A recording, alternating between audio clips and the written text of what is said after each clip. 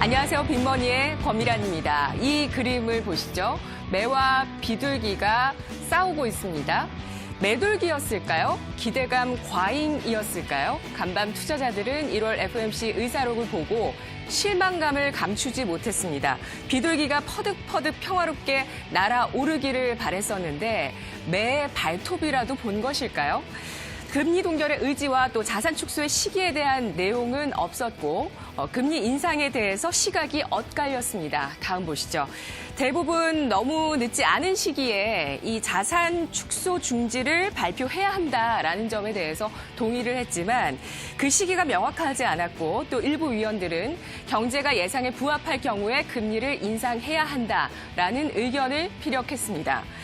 연준 의사록에 따르면 연준 위원들은 현 수준에서 참을성 있는 모습을 보이는 것이 많은 위험을 초래하지는 않는다라는 것에 동의를 했는데요. 연준은 무역전쟁, 또 유로존의 경기 악화, 시장 리스크의 확대 같은 여러 가지 변수 때문에 현재 장기적인 경기 판단을 내리지 않는 상태입니다. 다만 유가 하락과 달러화 강세로 인해서 현재 물가 상승 압력이 완화되고 있기 때문에 당장의 추가적인 금리 인상의 필요성은 느끼지 못하고 있는 것이죠.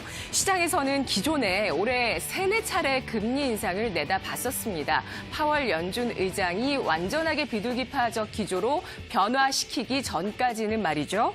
그런데 시장에서 이 연준이 비둘기파적으로 기조를 전환하게 되자 금리를 동결하는 것 그 이상의 금리 인하까지도 내다보고 있었던 시각이 시장 안에 존재를 했던 겁니다.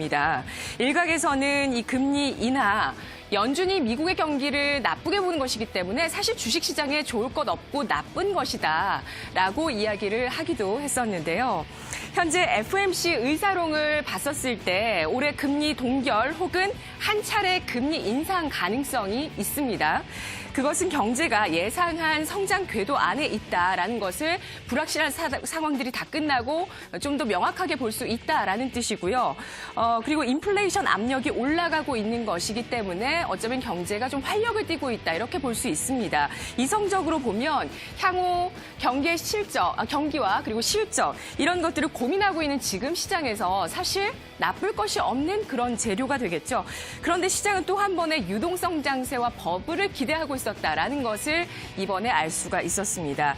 그렇다 보니까 경기 호전의 어떤 명확한 시그널보다는 유동성 완화의 시그널을 더 기다렸던 것이죠. 우는 아이가 사탕을 기다리고 있듯이 말입니다. 오늘 국내 증권사에서 반응들은 1월 FOMC 의사록 다소 생각보다 애매했을 순 있어도 명확하게 완화적이었다라고 평가를 하고 있습니다. KB증권은 연준 내부의 고민들을 엿보다라는 리포트에서 연준이 경기의 판단과 금리 인하에 대해서 내부적으로 고민했던 것을 확인할 수 있었다라고 판단했습니다. 금리 변화에 대한 이견 역시도 주목했습니다. 일부 위원들은 물가 상승이 기준 전망보다 높을 경우에만 금리 인상이 필요할 수도 있다고 본 반면에 다른 위원들은 만약 경제가 예상대로 발전한다면 연말에 금리를 인상하는 것이 적절하다라고 평가했다는 것이죠. KB증권은 이번 의사록을 바탕으로 해서 3월 FOMC의 관전 포인트 3가지를 제시하고 있습니다. 경제 전망 하향, 점도표 하향, QT 중단의 구체적인 논의.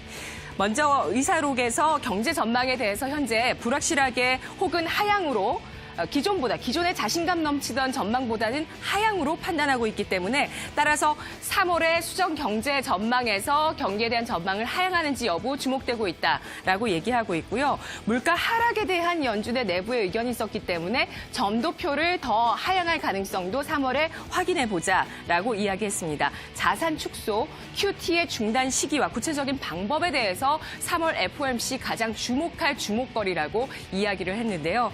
분명 가파른 주가 상승과 현재 실물 경기 간의 괴리감을 느끼는 구간입니다. 이런 가운데 신흥국의 유리한 환경인 달러화 약세, 금리 하락 최근에 나타나고 있고요.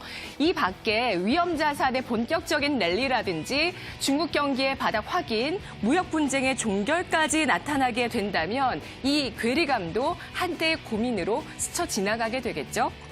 4분기 실적을 보니까 예년에도 사실은 4분기에는 여러 가지 비용 때문에 쇼크가 많은 그러한 분기였지만 이번에는 예년 폭보다 더 어닝 쇼크가 크게 나타났습니다.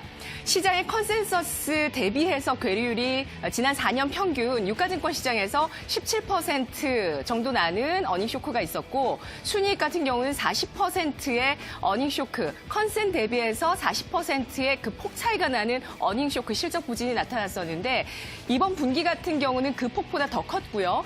어닝 쇼크를 기록했었던 삼성전자를 제외하더라도 지난 4년 평균 대비 올해의 컨센서스 대비 괴리율이 더 컸다는 부분 확인하실 수 있습니다. 주가를 보면 유동성과 무역 협상에 대한 기대감이 받쳐주는 가운데 1분기에 개선될 수 있겠다라는 전망이 나오거나 혹은 상반기 내에 바닥을 찍을 수 있겠다라는 전망이 나오는 종목들, 그리고 밸류에이션 매력이 큰 종목들, 또 배당과 자사주 같은 주주 친화 정책이 나오는 종목들이 주가 상승 모멘텀으로 받아들이면서 강세를 보였는데요. 오늘 같은 경우는 삼성화재, JW 중외제약, 한화 에어로스페이스 같은 종목들이 주가 상승세를 타기도 했습니다. 미국, 일본에서 4분기 어닝 서프라이즈를 기록했었던 기업들 챙겨드렸었는데요. 오늘은 우리 기업 안에서 보도록 하겠습니다. 4분기 컨센서스 대비해서 10% 이상, 이런 컨센보다 10% 이상의 어닝 서프라이즈를 냈던 기업들입니다. LG 디스플레이, IS동서, IHQ, CJ 프레시웨이, SK가스, 현대엘리베이터, 클래시스, 아세시멘트 등등등 많은 종목들이 있는데요. 저는 이 가운데서 한국콜마와 네오팜, 현재 K뷰티에서 글로벌 브랜드력을 확장하고 있는 OEM 기업, 그리고 이 아토팜 같은 브랜드 갖고 있는 네오팜 같은 기업 한번 주목해서 봐야 될 것 같고요. 그리고 여기 상하프론테크, 바로 전기차 배터리 부품을 만들고 있고요. 멤브레인이라는 소재를 기억하셔야 됩니다. 이것이 산업용 필터나 연료 전지용 소재로 사용되고 있어서 확장력이 있고 글로벌 소재 기업으로 현재 거듭나고 있다는 평가 받고 있는 회사입니다. 그리고 지난해 주가가 굉장히 부진했었던 한국항공우주가 4분기 어닝 서프라이즈를 냈었는데 의미 있지 않나 싶습니다. 브랜드력, 그리고 턴어라운드, 성장성이라는 모멘텀을 이 안에서 찾아보실 수 있을 것 같고요. 이 중에서 올해 진짜 강한 종목으로 거듭날 수 있는 종목 분명히 이 안에 있지 않을까, 가능성 있지 않을까라는 생각하게 됩니다. 분명히 이 어닝 쇼크 기간 안에 4분기에 이런 좋은 실적들은 존재감이 있지 않았나 싶습니다. 어린 시절에 여러분 술래잡기 놀이를 하시다가 아무리 잡아도 친구들이 단 한 명도 잡히지가 않아서 나만 술래 역할을 할 때, 그리고 두더지 게임을 할 때 막 방망이를 두드리는데 두더지 머리 비껴 맞기만 하고 한 마리도 잡지 못할 때, 이럴 때 참 조바심이 나죠. 1월 초부터 바닥부터 시작해서 지금까지 주가 상승력, 이 가운데서 만일 수혜를 보지 못하고 소외를 받으셨다면 바로 딱 이런 기분이시지 않을까 싶습니다.